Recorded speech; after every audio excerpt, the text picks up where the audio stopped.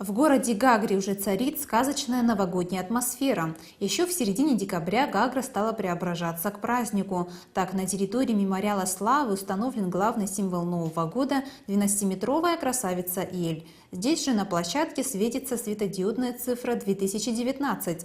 На въездах в город с западной и восточной стороны вывешены баннеры с новогодним поздравлением. Внутри города проведено освещение как на центральной трассе, так и подсветка архитектурных памятников. Что касается новогодних мероприятий, то они начались 19 декабря. Ежедневно в Доме культуры города Гагра проходят новогодние представления, концерты с участием школьников, показ мультфильмов, сказок и художественных фильмов, переведенных на абхазский язык.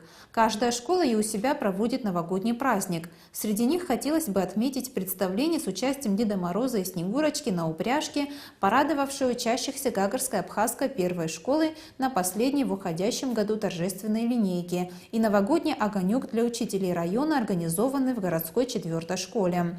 Отдел по делам молодежи и молодежная организация Абстазара 27 декабря приглашают самых маленьких горожан на сказочное представление. Детишек будут радовать аниматоры, новогодние персонажи и клоуны. Также их ждут подарки. Общегородской новогодний праздник пройдет 29 декабря на территории мемориала Славы.